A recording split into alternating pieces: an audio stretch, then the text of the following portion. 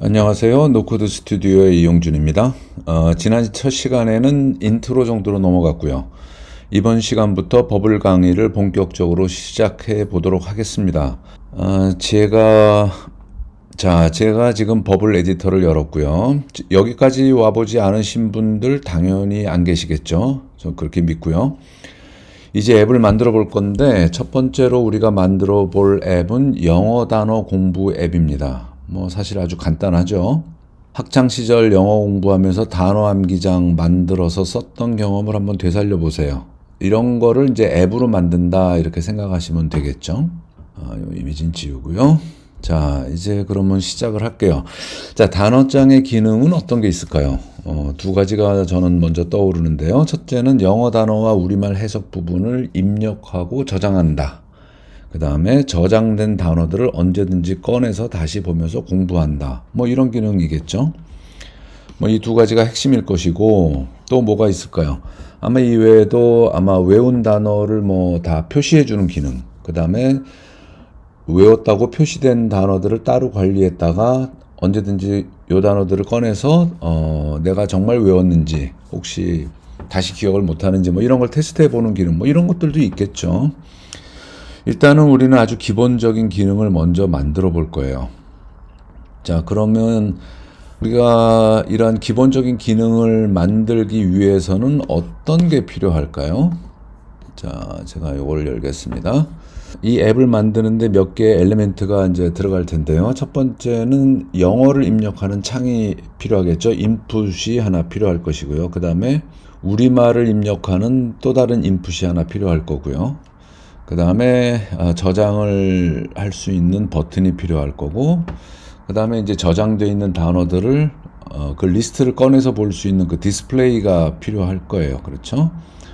이렇게 네 개의 요소로 아마 우리의 그 앱은 구성이 될 겁니다. 자, 그럼 한번 만들어 보죠. 자, 이게 기본적인 버블의 인터페이스입니다. 왼쪽에는 그 엘리멘트 패널이고요. 여기에 이제 각종 엘리멘트들이 들어가 있습니다. 우리가 유저 인터페이스를 구성을 하는데 들어가는 모든 요소들이 여기에 있어요. 여기에 없는 거는 여기 사용할 수가 없겠죠.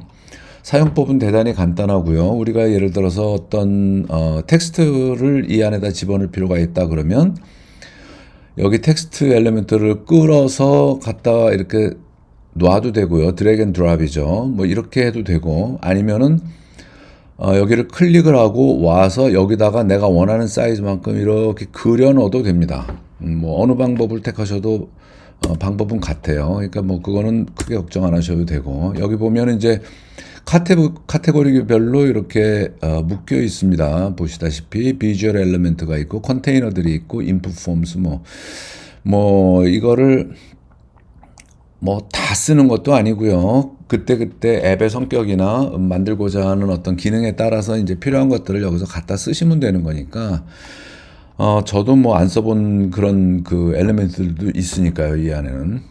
그러면은 여기는 이제 엘리멘트 패널이라고 하고 그 다음에 이제 여기가 캔버스예요. 여기다가 그려 넣는 겁니다. 우리가 지금 이렇게 보시면 여기 인덱스라고 지금 여기를 보시면 페이지에서 이제 인덱스라고 되어 있는데요. 여기를 한번 클릭을 해보면 페이지 이름들이 있습니다. 이거 디폴트 값으로 설정이 되어 있는 거고요. 비밀번호를 잊을 때 다시 설정하게 해주는 페이지, 그 다음에 오류가 났을 때 오류가 났다는 걸 보여주는 404 페이지. 그 다음에 이제 우리가 필요하면 페이지를 여기서 그 add 페이지 버튼을 눌러서 페이지를 추가할 수 있어요. 사실 버블 인터페이스가 그렇게 예쁘지는 않습니다. 어떤 때는 이렇게 눈에 잘 구분이 가지도 않고, 근데 워낙 이제 그 기능이 좋으니까, 이런 거는 우리가 다 참아주죠. 자, 그 다음에, 자, 여기 보시는 게 이게 프로퍼티 패널이라고 부르는데요. 프로퍼티 패널은 어떤 일을 하느냐 하면 우리가 인터페이스를 구성하는 이 요소들을 사용을 하게 되는데 이 요소들의 속성을 관리를 하는 그러한 기능을 합니다. 가령 예를 들어서 우리가 이 안에다가 텍스트를 이렇게 집어넣었다고 가정을 할게요. 그러면 이 텍스트의 내용은 뭐며 지금 여기 스타일 어트리뷰트 요 스타일을 일단 해제를 하고 보면 우리가 어떤 폰트를 사용을 할 것이고, 지금 여기는 F폰트 오픈 센스로 지금 지정이 되어 있는데요. 뭐 예를 들어서 나는 에어리얼을 쓰겠다라든지 뭐 이런 식으로 폰트도 바꿀 수 있고, 폰트 사이즈도 바꿀 수 있고, 좌로 정렬, 가운데 정렬, 우로 정렬, 뭐 여러 가지 그 폰트의 이 텍스트의 속성들을 우리가 관리하는 어떤 그러한 기능을 하게 되고요. 그 다음에 가령 우리가 그룹을 하나를 제가 넣어볼게요. 그룹을 이렇게 이제 컨테이너인데요. 이 안에 그룹이라고 하는 거는 뭔가를 담는 어떤 그런 기능을 하죠. 그러니까 이 안에 뭐 텍스트를 담든 이미지를 담든 그런 거를 담는다고 가정을 했을 때, 이 레이아웃은 어떻게 할 것이며, 그 다음에 사이즈는 어떻게 할 것이며, 뭐 마진을 준다든지 패딩을 준다든지 뭐 이런 여러 가지들 속성을 관리를 하고요. 그 다음에 이제 굉장히 중요한 것이 이 컨디셔널인데, 컨디셔널을 뭐 모든 요소들에 다 쓰는 건 아니지만, 가령 그 우리가 앱을 구현하는 데 있어서 뭐 이런 경우가 있을 수 있겠죠. 이 텍스트를 이런 상황에서는 보여주고 이런 상황에서는 감춰줬으면 좋겠다. 뭐 이 박스를 배경색을 어떤 상황에서는 검은색으로 하고 어떤 상황에서는 예를 들어서 옐로우로 했으면 좋겠다. 뭐 이런 것들이 있을 수 있겠죠.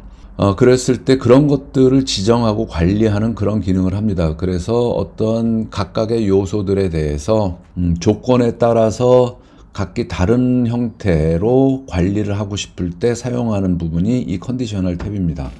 그래서 프로퍼티 패널은 요소들마다 별도로 지정이 됩니다. 지금 여기 보시면 텍스트 A라고 되어 있고, 이걸 클릭을 하면 그룹 A라고 나오죠. 뭐냐면 이 A라고 하는 거는 요 엘리먼트의 이름이 되는 거고요. 요거는 클릭을 하면 우리가 이름을 바꿀 수 있습니다. 뭐 이름 이런 식으로. 그래서 그렇게 해서 이제 그 엘리먼트들의 그 이름을 우리가 관리를 하고요. 이 컨벤션이 굉장히 중요한데, 사실 굉장히 뭐 좀 지루하기도 하고 뭐 헷갈리기도 하고 이제 그러는 부분이에요. 뭐 그거는 이제 차차 경험을 해보시면 터득을 하시게 될 거고요. 자, 그 다음에 그래서 이제 이거는 제가 일단 이제 지우겠습니다. 이렇게 지우고 우리가 이제 앱을 구성을 해야 되는데, 그 전에 한 가지를 설명을 드리고 넘어가야 될 것 같아요. 이거는 아시는 분들은 뭐 문제가 안 되는데, 잘 모르시는 분들은 이 부분을 많이 혼동스러워 하시고 이 개념을 정확하게 이해를 못 하셔서 애를 먹는 경우가 많아요. 그래서 이 부분을 좀 잠시 시간을 내서 설명을 드리도록 하겠습니다. 이게 뭐냐면, 자, 효과적으로 하기 위해서 제가 그룹을 하나를 여기다 이렇게 그려 놓겠습니다. 그 다음에 구분이 좀 가게 이것도 스타일을 풀고 백그라운드 색을 제가 조금 집어넣겠습니다. 그래야 눈에 띄니까. 자, 이렇게 지금 그룹을 하나를 만들었고요. 지금 여기 보시면은 픽스트라고 이렇게 돼 있어요. 그렇죠? 지금 이 레이어 자체도 픽스트라고 돼 있고, 요 그룹도 픽스트라고 돼 있습니다. 뭐냐면 이 레이어 안에 요 그룹은 요 위치를 절대값으로 갖는다는 얘기예요. 어떤 상황이든지 얘는 항상 이 자리입니다. 그러니까 예를 들어서 화면이 줄어들거나 뭐 그런다고 하면은 얘가 잘려나갈지언정 얘가 위치를 바꾸지 않는다는 얘기예요. 그렇죠? 문제는 여기를 보시면, 이 레이아웃을 보시면 지금 네 가지 지정이 있는데, 그 중에 이제 픽스트는 고정값이다라고 말씀을 드렸고, 그 다음에 이제 얼라인 투 페어런트가 있고 로우가 있고 컬럼이 있어요. 사실 뭐 그대로 해석을 하면 되는데, 우선 로우부터 설명을 드리죠. 우선 이 컨테이너의 레이아웃을 내가 로우로 지정을 한다 그러면은 여기 이제 뭐가 바뀌는 게 보이죠. 자, 그럼 이 안에다가 뭘 좀 집어넣어 보겠습니다. 자, 또 집어넣고요. 이것도 제가 속성을 뭔가를 이렇게, 그 다음에 제가 컨트롤 C, 컨트롤 V, 저는 맥이니까 커맨드를 쓰는데, 자, 요거는 색깔을 조금 달리 하죠. 뭐 이렇게 하고, 또 컨트롤 C, 아이코, 자,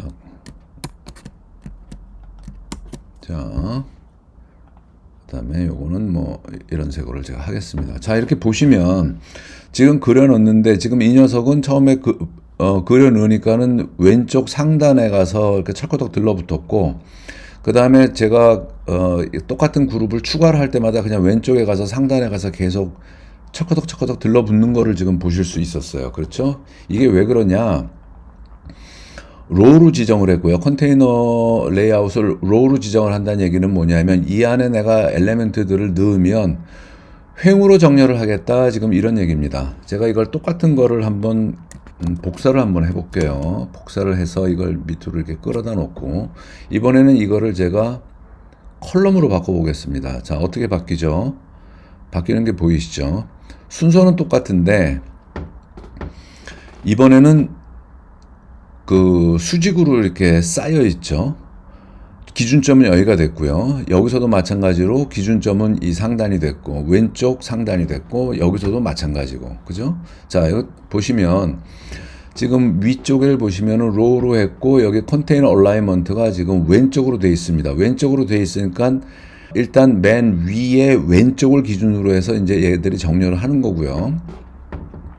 만약에 이 컨테이너 얼라이먼트를 중앙 정렬로 바꾸면 얘들이 이제 가운데를 기준으로 정렬을 이렇게 하는 거가 되죠. 뭐 우측으로 하면 마찬가지가 되겠죠.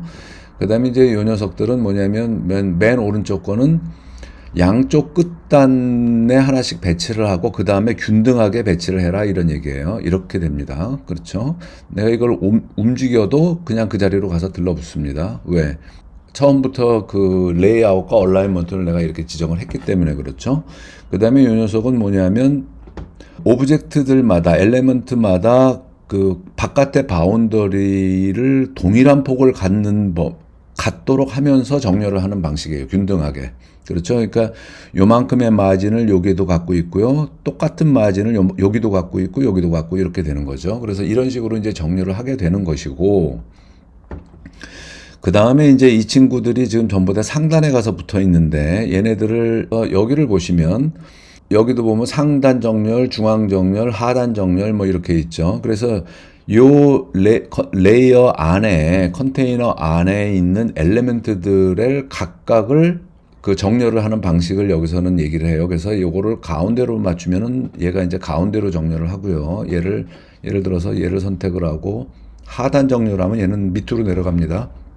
그렇지만 기본적으로 이 컨테이너 안에서 이 세 개의 엘리멘트들은 횡으로 정렬이 되어 있죠. 그거는 여기서 로우로 지정을 하고 있기 때문에 그래요. 여기도 마찬가지가 되는 겁니다. 마찬가지로 가운데 정렬을 하게 되면 가운데로 되고요. 하단으로 정렬을 하면 하단으로 가게 되고요. 그래서 우리가 컨테이너를 사용을 하면, 여기 그룹을 사용을 하게 되면, 그룹이 됐든 뭐가 됐든 이 컨테이너를 사용을 하게 되면 우리가 항상 레이아웃을 머릿속에다 염두에 둬야 돼요. 그래서 우리가 어떠한 박스를 만들고 그 안에 엘리멘트들을 집어넣을 때 그 인터페이스를 구성하는 데 있어서 이 박스 안에는 내가 엘리멘트들을 횡으로 정렬을 할 것인지 종으로 정렬을 할 것인지, 가령 네이버를 한번 보겠습니다. 여기 이렇게 보시면 요 박스 안에는 지금 엘리멘트들이 버티컬하게 지금 정렬이 되어 있죠. 이건 컬럼 형태로 지금 레이아웃이 설정이 되어 있는 거고요.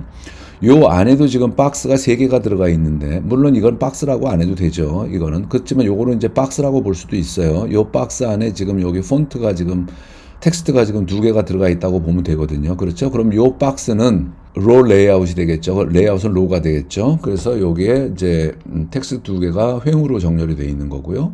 그 다음에 여기도 마찬가지로 이렇게 박스가 있어서 요 박스가 로우로 지금 레이아웃이 설정이 돼 있고, 지금 여기 보시면 지금 요소들이 요쪽에 지금 2개가 이렇게 있고 여기 오른쪽에 하나가 있죠. 요거를 그냥 한 덩어리라고 본다고 하면, 그러면 아까 우리가 본 거랑 비슷하죠. 지금 우리가 여기서 요런 거를 한 적이 있었어요. 그죠? 양쪽으로 정렬을 해 놓는다. 그런데 문제는 뭐냐면 여기서 보면 여기는 지금 3개인데 이게 이런 식으로 정렬을 하면 결국은 이 비밀번호 찾기가 가운데 와야 되는데, 여기서 보면은 지금 아이디하고 비밀번호 찾기는 지금 왼쪽으로 정렬이 되어 있고 회원가입은 오른쪽으로 가 있어요. 그렇죠? 양쪽 끝단으로 붙어 있는데, 이건 바꿔 말하면 비밀번호 찾기와 아이디는 또 다른 하나, 이 안에 들어가는 박스 안에 들어가 있다라고 우리가 이렇게 해석을 하면 되는 거죠. 그래서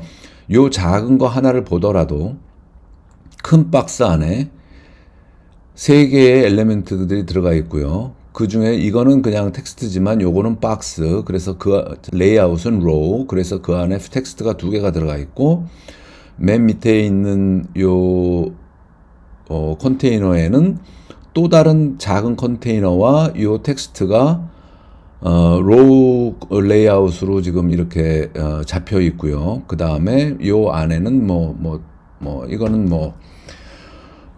요 사이즈를 요 안에 엘리먼트 사이즈와 같게 했든 그거는 이제 알아서 정리를 했겠죠. 그래서 요 안에도 지금 여러 개의 박스로 이렇게 구분이 되어 있다.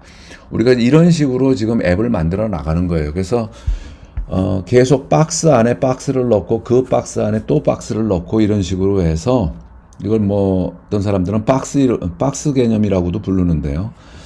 그래서 여러 가지들이 이렇게 그냥 폰트도 있고 이미지도 있고 여러 가지 아이콘도 있고 이렇게 막 흩어져 있는 것 같은데 사실은 이것들이 이런 식으로 지금 박스에 담겨 있고 여기도 박스에 담겨 있고 요 두 개의 박스는 또 이 큰 박스에 담겨 있고 이 큰 박스는 또 이 더 큰 박스 안에 담겨 있고 이런 식으로 구성이 되어 있다고 생각을 하시면 돼요. 우리가 UI를 구성을 할 때 이 개념을 갖고 UI를 구성을 하는 겁니다. 그래서 이 부분을 머릿속으로 이제 그려 나가면서 효과적으로 했을 때 보기 좋은 UI가 나오기도 하고 그러는 거죠. 그래서 이제 컨테이너 레이아웃을 로우로 잡느냐 컬럼으로 잡느냐는 내가 그 각각의 엘리멘트들을 어떻게 배치를 할 것이냐에 따라서 그때그때 이제 설정을 해주면 되는 것이고요. 그 다음에 이제 마지막으로 여기 보면 그 align to parent라고 하는 게 있어요. align to parent라고 하는 것은 좀 재밌는 개념인데요. 뭐냐면은 이 전체를 9등분을 합니다. 9등분을 해서 이 9등분한 구분면 중에 어느 쪽에 위치를 시킬 거냐 하는 거를 지정을 하는 거예요. 그래서 가령 각각의 요소들을 이제 클릭을 해보면 여기 이런 표시가 나오죠. 그러죠? 그래서 지금 요거는 뭐냐면 가운데 로우의 왼쪽으로 지금 했다는 얘기예요. 맞췄다는 얘기죠. 그래서 요거를 여기다 클릭을 하면 이제 이쪽으로 옮겨가죠. 그렇죠? 그 다음에 이 파란 녀석을 보면 지금 하단 왼쪽 구석으로 되어 있는데 얘를 이쪽으로 정렬하겠다 그러면 이제 이렇게 물론 여기다 이제 마진을 줘서 간격을 띄울 수도 있어요. 가령 우측에 10의 마진을 주면 이렇게 뜨죠. 그 다음에 탑에 10의 마진을 두면 이런 식으로 이제 공간이 뜰 것이고요. 이런 식으로 레이아웃을 구성을 하겠다. 이럴 필요가 있을 때가 있어요. 그래서 이제 그런 경우에는 우리가 align to parent를 쓰게 되는 거고요. 그래서 이 컨테이너 레이아웃이라고 하는 개념은 굳이 여러분은 빨리 뭔가를 만들고 싶으실 텐데 제가 이거를 굳이 설명을 드리는 이유는 실제로 많은 분들이 이 개념을 잘 모르고 계세요. 모르고 계시기 때문에 사실 굉장히 좀 우스꽝스러운 UI도 많이 나오고요. 그런데 이제 그런 부분들도 우리가 프로덕트를 개발을 하는 데 있어서는 굉장히 중요한 요소잖아요. 그렇죠? 보기도 좋아야 되고. 그렇기 때문에 이 개념은 자꾸 연습을 좀 해보실 필요가 있습니다. 이런 박스를 만들어 놓으시고 여러 가지 그냥 엘리멘트들을 집어넣고 이렇게 저렇게 좀 반복적으로 연습을 해보시길 바라요. 그래서 로우로 레이아웃을 잡는 게 어떤 효과를 나한테 갖다 주는구나 하는 것들을 좀 몸으로 체득을 하실 수 있기를 바랍니다. 그런 차원에서 제가 말씀을 드렸고, 그 다음에 한 김에 마저 하면은 조금 아까 제가 마진이라는 거를 했는데요. 자, 이 마진은 뭐냐면 어떤 오브젝트들끼리 이거를 일단 다시 제가 이걸로 다시 설정을 할게요. 자, 이거 보시면 지금 이 녀석하고 이 녀석하고 지금 두 개가 이렇게 붙어 있어요. 그렇죠? 그 다음에 이 바깥의 컨테이너하고 이 녀석은 지금 이렇게 척척 붙어 있습니다. 답답하죠? 답답하기 때문에 이제 숨 쉴 공간이 필요한데 이 두 녀석을 띄워놓는 방법은 결국은 이 녀석의 우측에다가 어떤 공간을 주든지 이 녀석의 좌측에다가 공간을 주는 방법이 있겠죠. 가령 예를 들어서 이 녀석을 기준으로 한다 그러면은 여기 보시면 마진이라고 있는데 top, bottom, left, right 있죠. 그래서 left로 한 20픽셀 정도 내가 마진을 준다 그러면은 20픽셀만큼 둘이 떨어지는 게 되는 거죠. 그래서 마진이라고 하는 개념은 그 어떤 오브젝트의 바깥쪽에 공간을 확보를 하는 방식을 마진을 준다 이렇게 얘기를 합니다. 그래서 지금 요 바깥의 컨테이너와 이 하얀 엘리먼트가 지금 이렇게 겹쳐져 있는데 붙어 있는데 요 둘을 떼는 방법은 두 가지가 있겠어요. 뭐냐면은 요 녀석의 왼쪽에다 마진을 걸어줘서 띄는 방법이 있고요. 지금 여기서 아까 했던 것처럼 뭐 30 이렇게 주면 30만큼 떨어지죠. 이런 방법이 있고, 또 하나는 이 바깥의 컨테이너의 안쪽에다가 공간을 확보를 하는 방법이 있습니다. 그걸 패딩을 준다고 그러는데요. 자, 아까 여기서는 지금 저 패딩이 없었는데 패딩이라고 하는 게 안 나오는데 지금 여기서는 패딩이 나오죠. 그렇죠? 그거 왜 그러냐면 똑같은 이것도 컨테이너고 이것도 컨테이너인데 왜 그러냐? 지금 이 녀석은 컨테이너 레이어실에 픽스드로 되어 있기 때문에 그 주지를 않는 거고요. 지금 이 녀석은 로우라고 하는 그 레이아웃을 우리가 설정을 해놨기 때문에 주는 거거든요.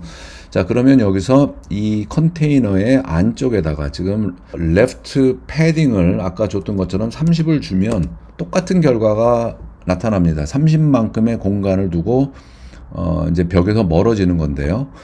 패딩을 주는 것과 마진을 주는 거는 그 갖는 효과는 우리가 얻는 효과는 같아요. 이것도 마찬가지로 제가 한 20픽셀 정도 마진을 줄게요. 그렇죠? 이렇게 그 다음에 20픽셀 정도 뭐 이렇게 주죠.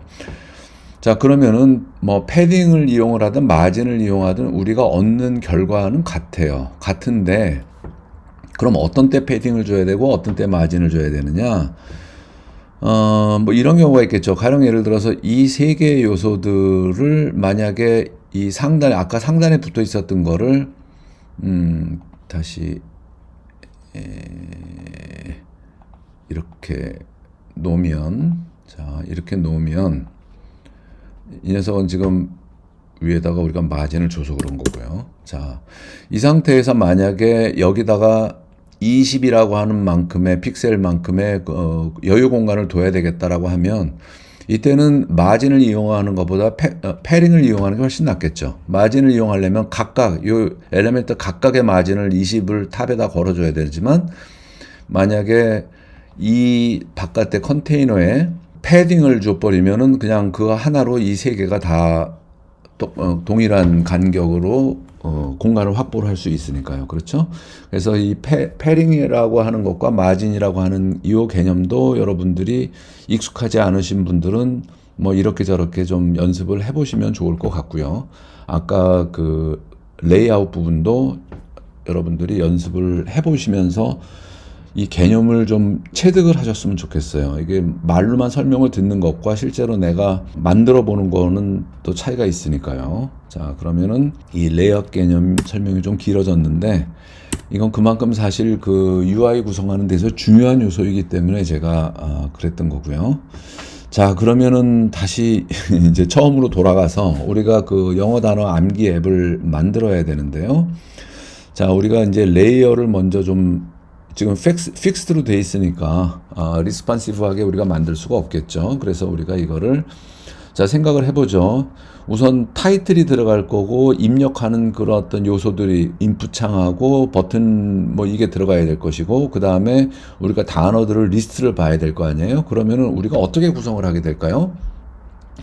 만약에 우리가 넓은 화면, 즉 뭐 데스크탑 같은 넓은 화면을 쓴다고 그러면은 뭐 이렇게 횡으로 가도 상관은 없겠죠. 여기다가 인풋 할 수 있는 공간을 만들고 그다음에 여기에 그 우리가 단어 리스트를 볼 수 있는 공간을 만들어도 상관이 없을 거예요. 그런데 만약에 우리가 모바일을 기준으로 한번 이걸 만들어 보고 싶다고 그러면은 그러면 횡으로 갈 수가 없겠죠. 그래서 그럴 때는 이제 컬럼으로 우리가 지정을 해야 될 겁니다. 그래서 기본적으로 모바일들을 많이 쓰시니까 우리가 이거를 모바일에서 본다라고 가정을 하고 구성을 하죠. 그러면 우리가 이 레이아웃을 일단 컬럼으로 지정을 해야 우리가 어떤 요소를 지정을 하면 위에서 하나씩 밑으로 쌓여 나가게 되겠죠. 그렇죠?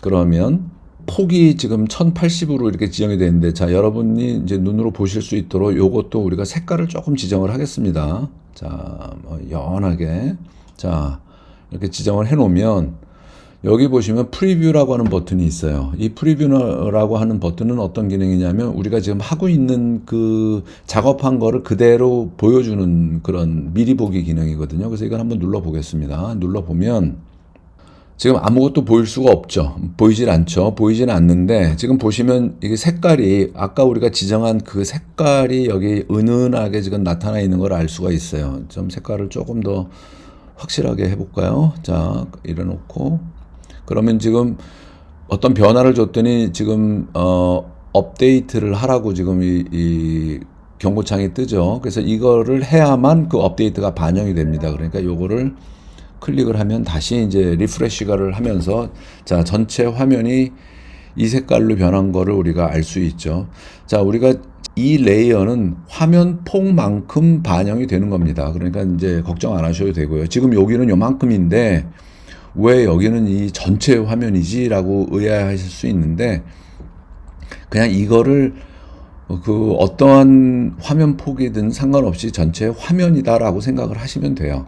그러면 우리가 만약에 만들고자 하는 것이 어떤 특정한 사이즈 이상을 벗어나면 곤란하겠다 한다 그러면 우리가 이제 그 constraint 그러니까 그 조건을 이제 속성을 우리가 지정을 해주면 되죠. 그러니까 이거는 지금 UI 빌더 전체의 레이어에 대한 속성이기 때문에 이거는 우리가 그냥 무시를 하면 되고 우리가 이제 페이지를 만들어야 됩니다. 자, 그러면 우리가 한번 페이지를 만들어 볼게요. 페이지는 뭘로 만드느냐면 아까 우리가 썼던 그룹을 이용을 하면 됩니다. 그룹을. 그래서 여기다 그룹을 우리가 하나 이렇게 그려 놓을게요. 그러면 자, 이렇게 보시면 왼쪽으로 쳐서 가서 들러붙죠. 이거 아까 보신 그대로예요. 그죠? 왜냐하면 바깥에 우리가 레이아웃을 컬럼으로 지정을 했고 지금 얼라인먼트는 탑으로 되어 있기 때문에 이제 좌측 상단 탑을 기준으로 해서 얘가 가서 들러붙은 거예요. 그러면 얘를 우리가 화면의 중앙으로 불러내야 되지 않겠어요? 자, 이거를 일단 색깔을 다시 좀, 자, 이거는 다시 이렇게 하고요. 우리가 이제 만들 그 인터페이스를 우리가 자, 스타일을 해제를 하고 여기 보시면 백그라운드 스타일이라고 있죠. 요게 이제 백그라운드를 어떤 식으로 우리가 만들 거냐를 이제 지정을 하는 거예요. 지금은 none으로 되어 있어요. 이건 뭐 아무것도 안 들어있다는 얘기고요. 그냥 빈 공간이라는 얘기죠. 그 다음에 이제 플랫 컬러로 하겠다 그러면은 어떤 우리가 플랫한 색깔을 집어넣겠다는 얘기고요. 만약에 그레디언트를 넣겠다 그러면 어떤 색 베리에이션을 여기다 집어넣겠다는 얘기고 이미지를 배경으로 하겠다 하면 이미지를 클릭을 하면 이제 여기 이미지를 삽입을 할 수가 있는 겁니다. 근데 우리는 지금 이미지 삽입할 이유는 없으니까 플랫으로 하고 여기서 약간의 컬러를 이렇게 주겠습니다. 요 정도 한번 줘볼게요. 이렇게 주고 자, 그 다음에 지금 우리는 속성을 관리를 하고 있죠. 자, 여기 이게 그룹인데 그룹에 이름을 넣겠어요. 그럼 뭐라고 그럴까요? 이거를 뭐 화면이라고 할까요? 그냥 이건 뭐 내가 이름 붙이고 싶은 대로 붙이면 되니까요. 자, 화면. 그래서 여기서 이제 여러 가지 속성들을 지정을 할 수가 있는 거죠. 그 다음에 우리가 이제 레이아웃으로 와서 지금 여기도 이제 그 픽스트니까 아까 그 설명한 대로 이게 위아래로 이제 엘리멘트들이 들어가야 되겠죠. 그러니까 이거를 컬럼으로 지정을 일단 하겠습니다. 그럼 지금 보면은 요게 사이즈가 지금 이렇게 이제 픽스가 돼서 나오는데 이건 뭐냐면 아까 제가 이렇게 그려 넣은 사이즈예요. 그러니까 이건 신경 안 쓰셔도 되고 이걸 이제 해제를 하면 화면 폭까지 전부 다 늘어나죠. 자, 그런데 이거를 우리가 전체 화면 폭 이만하게 만들 필요는 없는 거 아니에요. 그렇죠? 그러니까 이거를 우리가 최대 폭을 어느 정도 이상은 벌어지지 않게 했으면 좋겠다라고 우리가 생각할 수 있어요. 그래서 뭐 예를 들어서 한 600 정도로 우리가 지정을 해보겠습니다. 그러면 이제 줄어드는 거 보이시죠? 자, 미니멈은 우리가 뭐 굳이 설정 안 해도 되고요.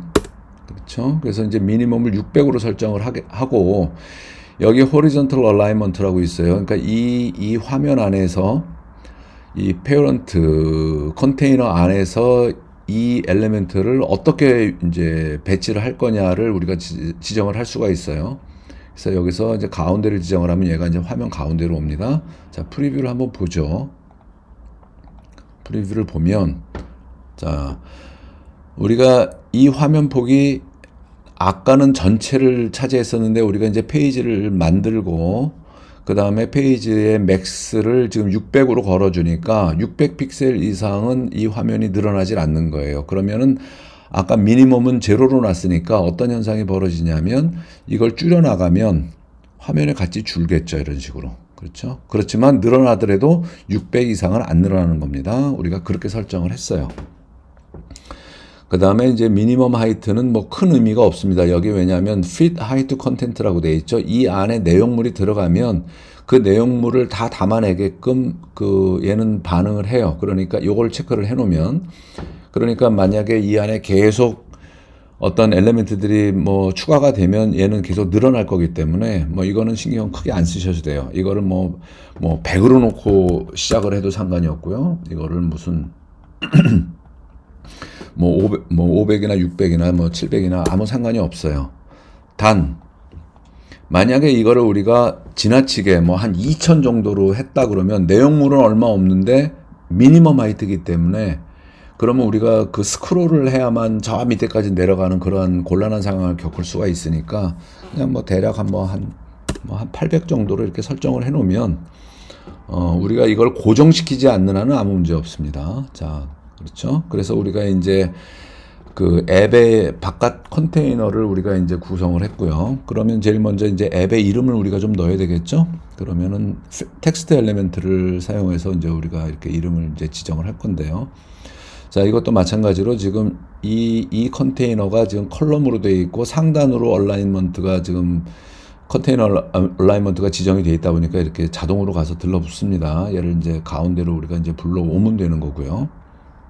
그 다음에 사이즈도 그냥 제가 이렇게 드래그한 사이즈가 그냥 이렇게 됐으니까 이것도 그냥 풀어버리면 돼요. 그러면은 풀면 맥스가 지정이 안 됐고 여기 INF라고 있죠. 인피니트니까 무한대로 늘어난다는 얘기입니다. 어디까지? 이 컨테이너까지. 컨테이너의 폭만큼. 미니멈은 특별한 이유가 없는 한은 항상 0으로 지정을 해주시고요. 이거는 반응성 때문에 그렇습니다. 그 다음에 이거는 텍스트는 타이틀이라고 우리가 앱 이름 뭐 이렇게 하죠. 그 다음에 우리가 이제 다시 이 텍스트의 속성을 우리가 이제 관리를 해야 되잖아요. 그렇죠? 그러니까 여기다가 앱 이름을 뭐라고 할까요? 단어, 암기, 앱, 뭐 이렇게 이름을 짓죠. 자, 너무 작죠? 그 다음에 왼쪽에 가서 붙었죠? 우리가 이거를 가운데 정렬로 바꿔줄 필요가 있겠고, 좀 폰트도 좀 키울 필요가 있겠죠? 자, 스타일을 풀고요. 자, 가운데 정렬을 해주고, 예를 들어서 뭐 한 32? 뭐 이 정도 뭐 괜찮죠? 그 다음에 뭐 좀 굵직하게 볼드로 바꿔주면 되겠습니다. 자, 이렇게 하면 타이틀이 완성이 됐어요. 자, 지금 여기 공간이 이렇게 있죠? 이게 이제 불필요한 공간이 될 수 있으니까 나중에 우리가 이제 관리하는데 좀 그러니까 미니멈 하이트도 특별한 이유가 없으면 항상 0으로 지정해 놓는 걸 이걸 습관을 들이세요. 폭도 제로, 미니멈 하이트도 제로. 왜냐하면 제로로 한다고 해서 얘가 제로가 되는 게 아니고 제로로 하면 얘 엘리멘트의 하이트만큼 자동으로 늘어나고 그 혹시 있는 여백들을 전부 다 없애겠다 이런 의지 정도로 이해를 하시면 됩니다. 폭도 마찬가지고요. 자, 그렇게 했고요. 그 다음에 이제 우리가 입력창 2개 버튼을 지금 넣어야 돼요. 뭐 방법은 입력창을 이렇게, 자, 그래서 이렇게 입력창, 이게 버튼이 먼저 들어갔네요. 자, 인풋 여기 있죠. 인풋을 쓰거든요. 인풋이라고 하는 엘리먼트를 쓰면 우리가 어떤 사용자가 그 안에다 어떤 뭔가를 쳐 넣을 수 있게 하는 그러한 요소가 인풋이라고 하는 요소예요. 그래서 이제 인풋이라고 하는 요소를 이렇게 넣으면 자, 이렇게 놓고 뭐 또 인풋을 밑에다가 또 이렇게 넣고 그 다음에 버튼을 이제 저장 버튼을 뭐 이렇게 넣을 수도 있겠죠. 이런 식으로 정렬을 할 수도 있을 거고요. 아니면 인풋을 뭐 요렇게 그러니까 횡으로 이렇게 늘어놓는 방법이 있겠죠. 자, 그런데 문제는 뭐 지금 우리 화면 보기 넉넉하니까 인풋을 뭐 이렇게 길게 할 이유는 없잖아요. 그래서 우리가 지금 횡으로 늘어놓고 싶은데 문제는 컨테이너 레이아웃이 컬럼으로 지정이 되어 있단 말이죠.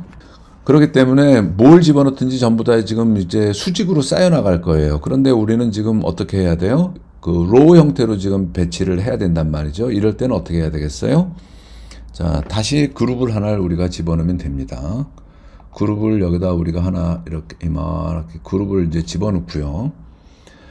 자, 픽스드로 되어 있는 거를 우리가 이제 로우로 바꿔주면 되겠죠. 그러면 이 그룹 안에 들어가는 거는 이 컨테이너 안에 들어가는 거는 수직으로 쌓이지만 요 컨테이너 안에 들어가는 거는 전부 다 로우로 배치가 될 거예요. 그렇죠? 그러면 우리가 한번 넣어 볼게요. 엘리멘트를 이 안에다가. 자, 지금 보시면 제가 엘리멘트를 그냥 클릭을 하고서 이 안으로, 이 컨테이너 안으로 들어오니까 바깥에 빨간 선이 보이죠. 만약에 지금 이 상태에서 드랍을 하면은 요 컨테이너 안에 들어간다 하는 얘기를 지금 이 에디터가 하고 있는 거고요. 요걸 요 안으로 들어와서 이제 이쪽에 제가 커서가 위치를 하면 요 컨테이너가 지금 빨간 테두리가 들어오죠. 그래서 만약에 여기다가 놓으면은 지금 요 인풋 필드는 요 컨테이너 안에 들어간 겁니다. 우리는 지금 요 컨테이너 안에 넣으려고 했는데, 그렇죠? 그러면 어떻게 하면 되느냐? 요거를 요렇게 밀어 넣어도 되고요. 요렇게 밀어서 이렇게 넣어도 되고, 아니면 뭐 다시 갖고 와서 요렇게 집어넣어도 상관이 없죠. 요렇게. 그렇죠? 자, 그러면 요 컨테이너 안에 인풋 엘리멘트를 지금 집어넣었어요. 자, 여기 보시면 이제 속성창이 아까랑은 또 다르죠. 자, 인풋 엘리먼트는 뭐 플레이스 홀더 이 안에 이제 표시되는 아무것도 안 했을 때 어떤 걸 어떻게 표시를 할 거냐, 지금 그거를 이제 하란 얘기니까 여기다가는 예를 들어서 입력하세요 뭐 이렇게 넣어주면 되겠죠. 그러면 우리가 왜 앱을 보면 아무것도 안 하고 있을 때 거기에 뭐 이렇게 흐릿한 텍스트로 나오는 거 있죠. 그게 이제 플레이스 홀더예요. 그래서 그걸 우리가 임의로 지정을 할 수 있습니다. 뭐 입력하세요 해도 해놓고 뭐 입력 이렇게 해도 되겠죠.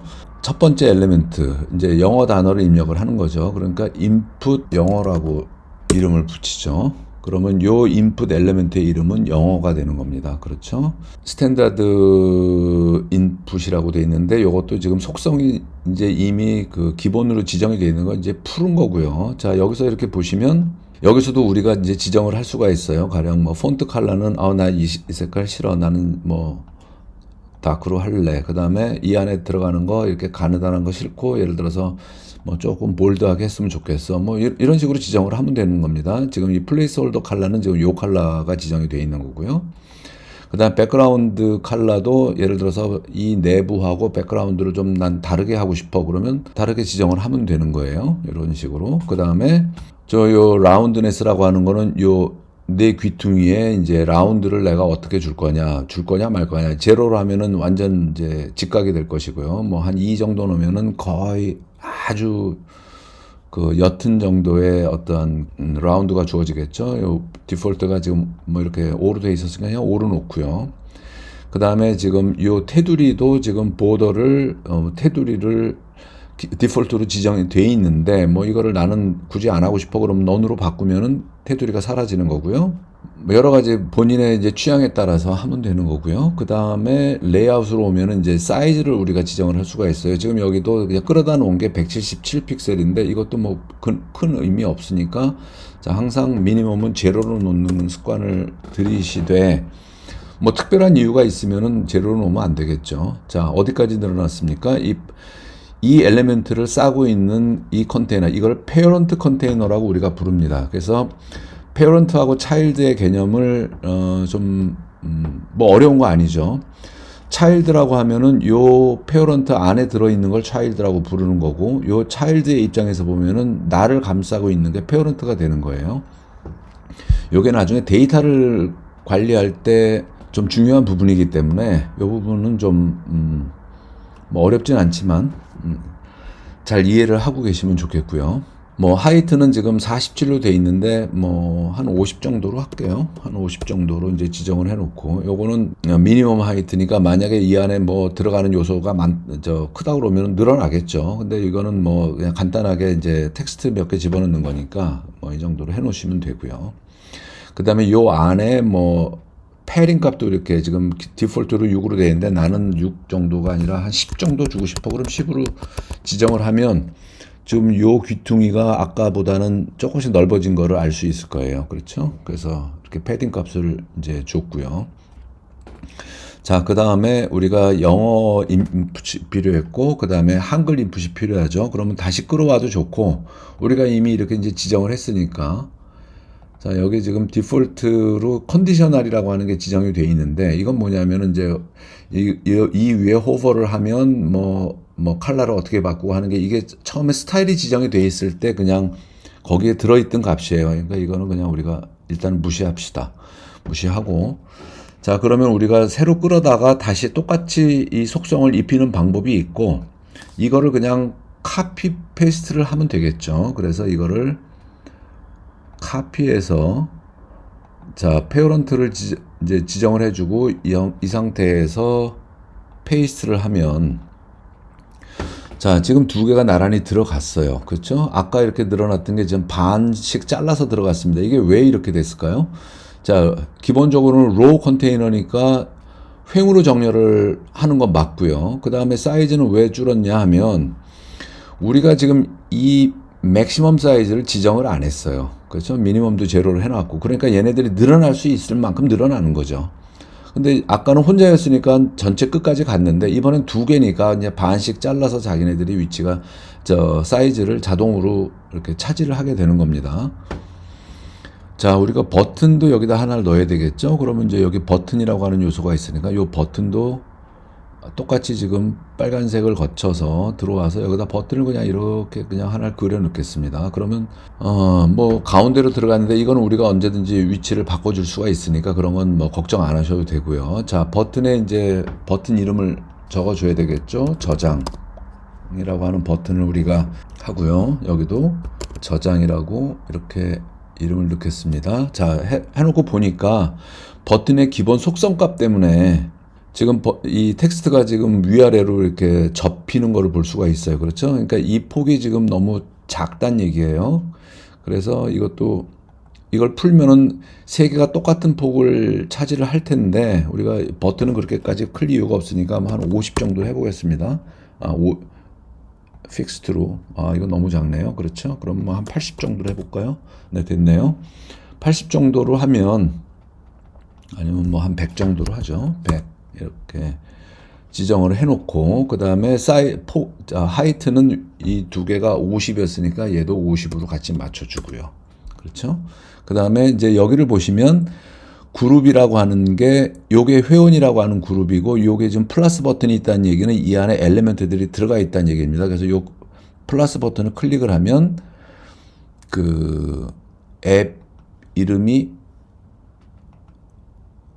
이거 이제 화면 전체 화면이었고요. 앱 이름이 있고 요 그룹 이걸 이름을 우리가 안 정했었네요. 그죠? 여기를 뭐 입력창 이렇게 하면 되겠네요.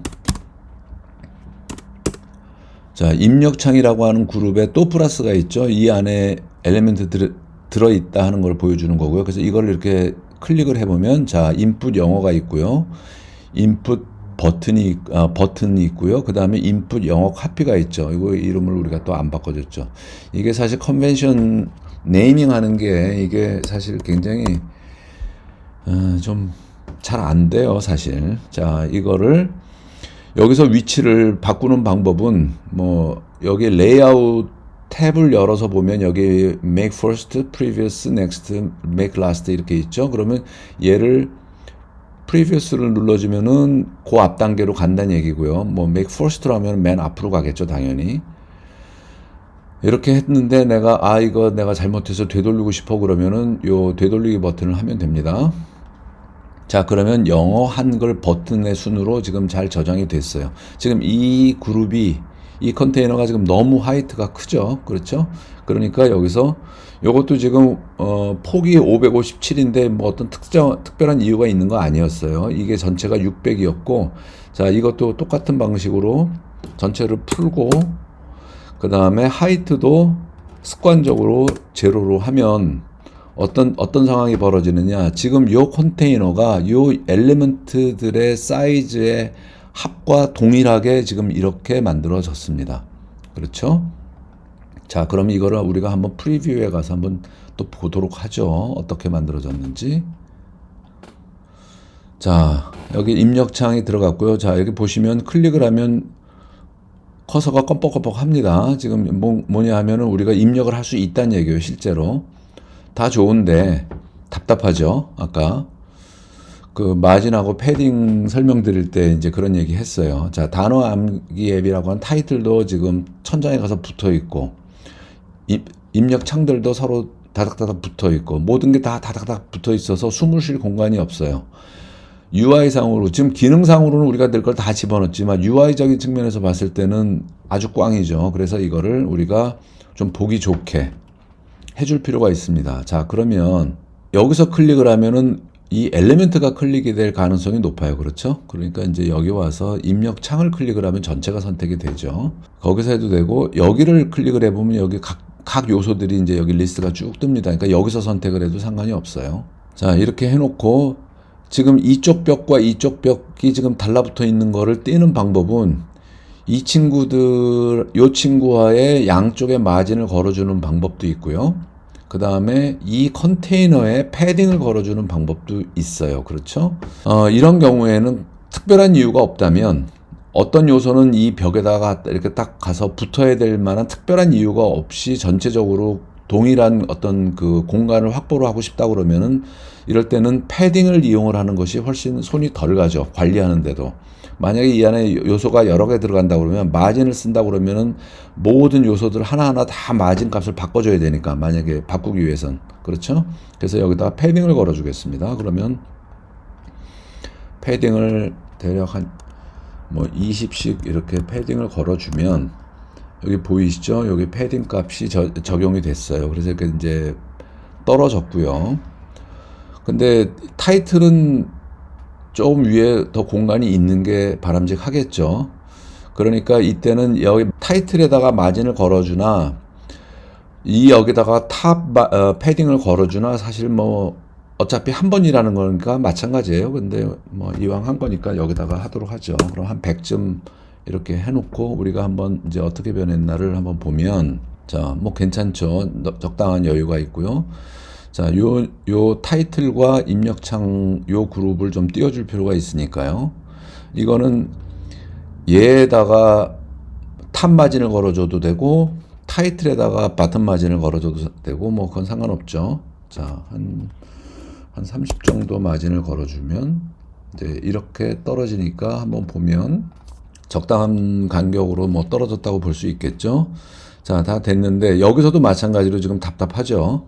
그러니까 이 안에도 좀 숨 쉴 공간을 확보하겠습니다. 그러면 동일한 간격을 유지하면 될 테니까 슬기롭게 한다 그러면은 이 한 녀석을 가운데 있는 녀석을 양쪽에다가 마진을 걸어주면 공간 확보가 가능하겠죠. 그러면 이 마진에다가 레프트에 한 10, 라이트에 10 정도를 마진을 걸어주면 자, 요렇게 될 거고요. 자, 만약에 여기다가 조금 더 어떤 그 보기 좋은 걸 추구하고 싶다 나는 그러면 요 섹션을 뭐 조금 다른 테두리를 줘서 다른 컬러를 입히는 그런 방법도 있겠죠. 그럼 그렇게 하기 위해서는 요 그룹을 설정한 다음에 패딩을 조금씩 주면 되겠죠. 뭐 10씩 줘볼까요? 10씩 주면은 이렇게 공간이 확보가 되고요. 그 다음에 여기다가 속성을 우리가 백그라운드 컬러를 가령 조금 더 다크하게 뭐 요렇게 뭐 이 정도 요렇게 해주면 지금하고는 또 다른 느낌이 들겠죠. 그렇죠? 그래서 요 영역이 입력 영역이다라고 하는 거를 가시적으로 볼 수 있게 이렇게 구분 짓는 그런 기능이 되겠어요. 그래서 여기도 뭐 이왕 했으니까 라운드를 각 코너를 한 5씩 주면 그러면 이렇게 인터페이스가 완성이 됐습니다. 그러면은 굉장히 지금 요거 하는데 시간이 많이 걸렸는데요. 지금 요 과정이 오는 동안에 이제 여러 가지 요소들을 설명을 하다 보니까 지금 시간이 굉장히 많이 걸렸고요. 첫 시간이니까. 이제 기본적인 설명들을 많이 마쳤기 때문에 이제부터는 좀 속도가 날 수 있을 것 같아요. 이제 남은 거는 밑에 우리가 저장을 했을 때 이제 리스트를 볼 수 있는 어떤 그러한 컨테이너가 필요한데 우리가 아직 저장도 못했으니까 우리가 그 부분은 일단 요 기능을 구현한 다음에 하도록 하죠. 그래서 오늘은 상당히 시간이 많이 경과했기 때문에 여기까지 마치고요. 그 다음에 다음 시간에 이어서 클릭을 하면 저장을 할 수 있는 기능 구현하고, 그 다음에 그 저장이 된 것들을 불러올 수 있는 어떤 그런 기능을 우리가 만드는 걸 해보도록 하겠습니다. 자, 긴 시간 동안 고생 많으셨고요. 다음 시간에 우리가 단어 암기 앱을 마저 마무리 짓도록 하겠습니다. 감사합니다.